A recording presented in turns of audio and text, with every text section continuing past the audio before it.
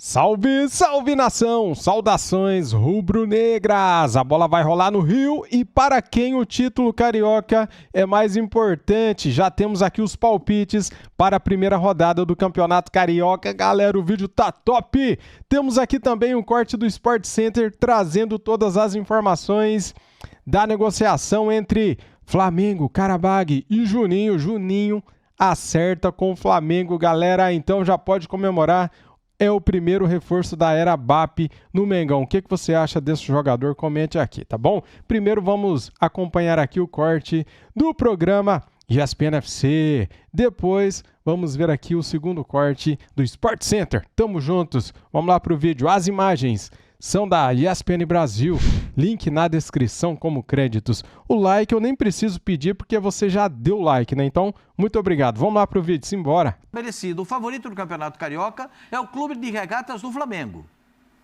Ponto. Tá. Tem certeza Cebolinha disso? nem viajou, hein? Cebolinha ficou... Tá acabando de tratar a lesão, assim como o Pedro, assim como pra ele se ele concordava comigo. Se você concorda que a pressão hoje, o Zinho falou que tá em cima do Vasco também. Vou te dar a fila aqui pra você desenvolver seu raciocínio. A fila do Carioca é assim. O Flamengo não ganha um ano, que foi campeão do ano passado. O Fluminense não ganha 2 anos, foi campeão do ano anterior. O Botafogo não vence há 7 anos o Carioca e o Vasco não vence há 9 anos o Carioca. Então, a minha tendência é a gente tem que entender o momento de cada um, certo? O momento do Flamengo e do Botafogo, esse momento é muito diferente do Fluminense e é muito desconectado dos dois. Os dois primeiros, nesse quadrinho que você está vendo, os dois primeiros estão muito desconectados. E a gente está falando como clube, mais do que como time, né? Como clube mesmo, né? Os dois são desconectados dos dois que vêm depois. Um tentou uma SAF e a coisa não deu certo, que é o Vasco, e o outro que tenta uma SAF desesperadamente, que o presidente toda hora fala que está precisando de uma SAF para dar uma mão. Então, são situações diferentes.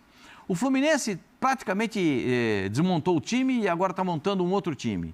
O Vasco está tentando, com o treinador, dar um modelo de jogo e acho que o Carille consegue enxergar isso, pelo menos na última entrevista ele falou isso, dele entender qual é o formato de jogo, como é que o Vasco joga, o formato. Eu estou entendendo como é que o Carille está vendo o Vasco da Gama. Agora, claro que o Vasco da Gama...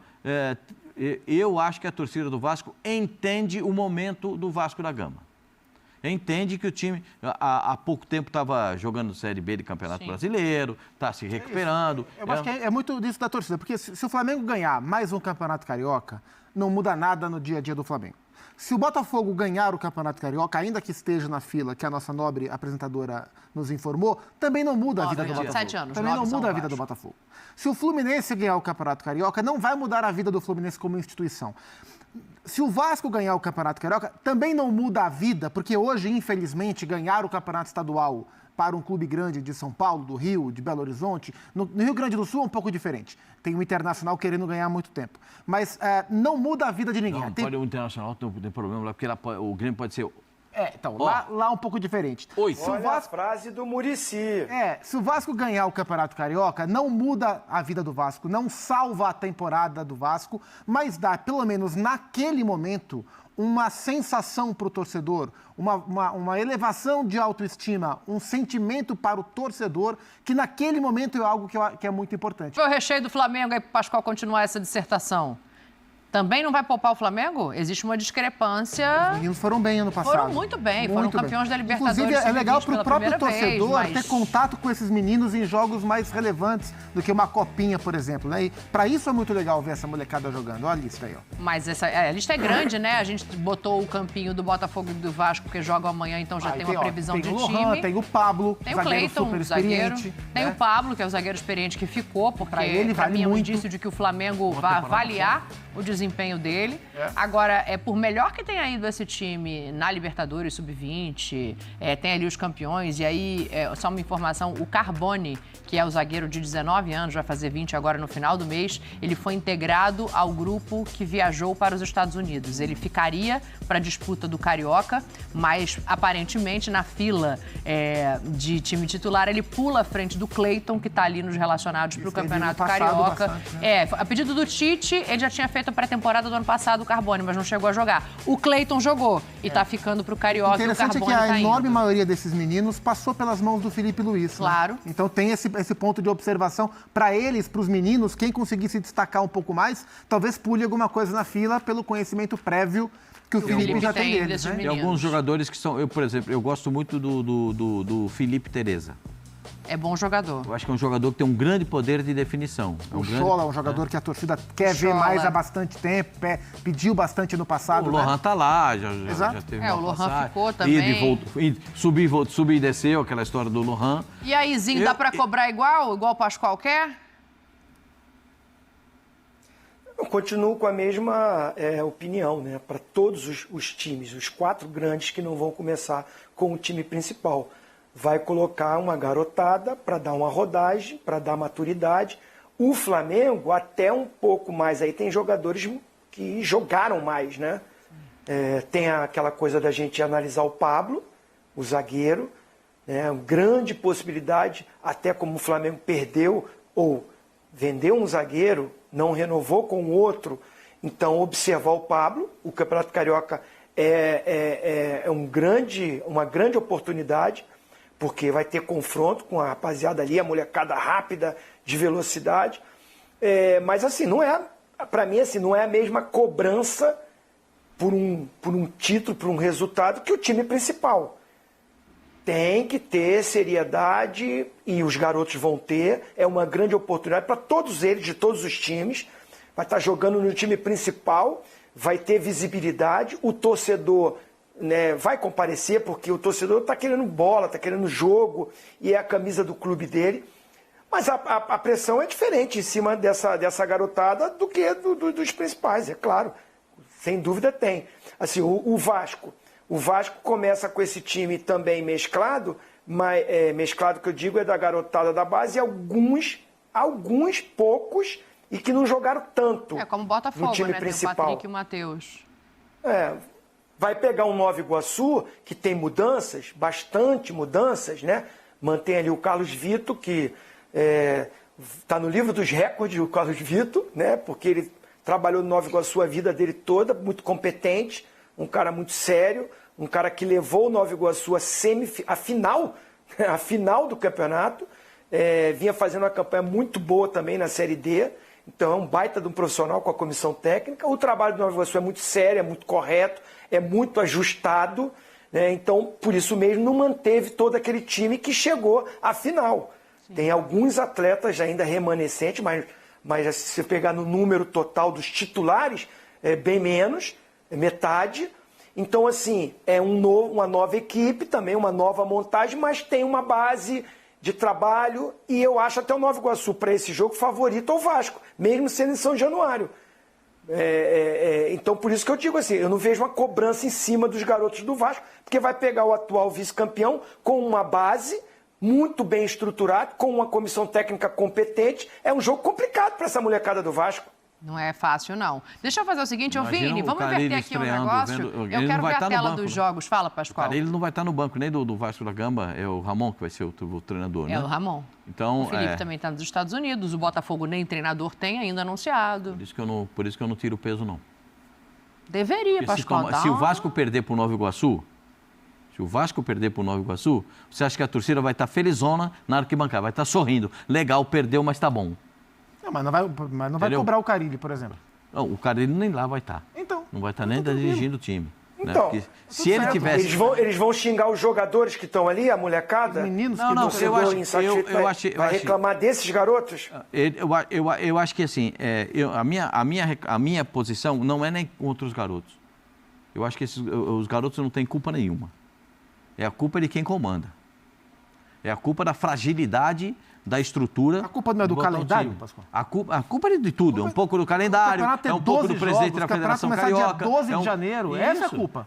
Esse é o problema. Mas tem Mundial de Clubes e tem um mês. Não de quem escala. Isso é um absurdo. Tem um Mundial de Clubes. E se você coloca também o cara para jogar agora, desde o início, que os campeonatos estão enfraquecidos. Aí no Super Mundial, no meio do ano, o cara estoura. Tira um porque mês. já fez 60 jogos. Isso, vai chegar no meio do ano, no mínimo com 30 jogos. No mínimo com 30 jogos, cada mínimo. Estão conseguindo acabar com os regionais.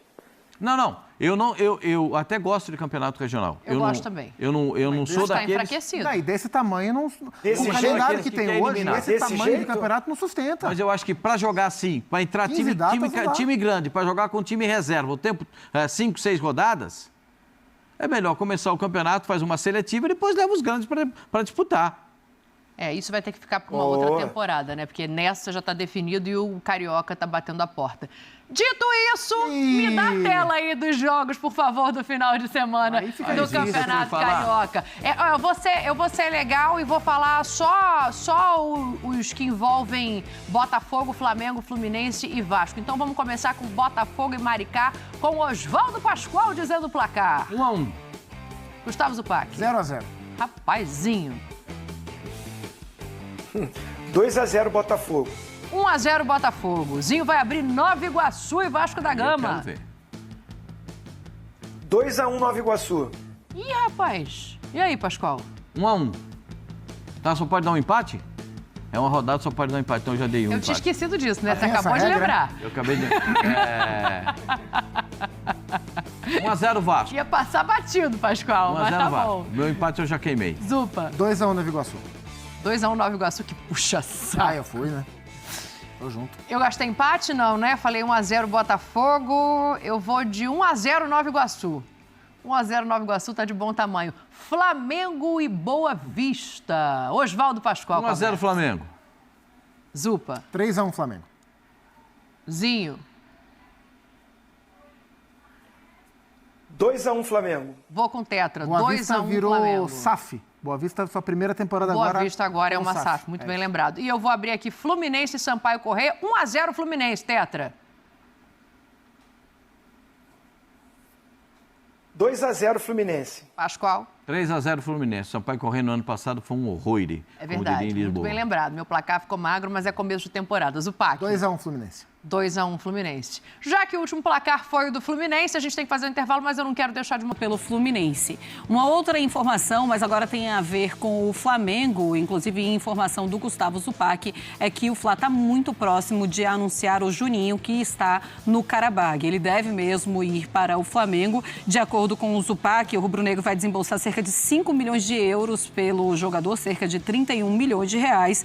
E o atacante de 28 anos já deve ir direto para os Estados Unidos. O Flamengo embarca hoje para os Estados Unidos para a pré-temporada e aí o Juninho já deve ir direto para os Estados Unidos para se juntar ao elenco e aí vai ser o primeiro reforço desta temporada, desta janela para 2025 do rubro-negro carioca.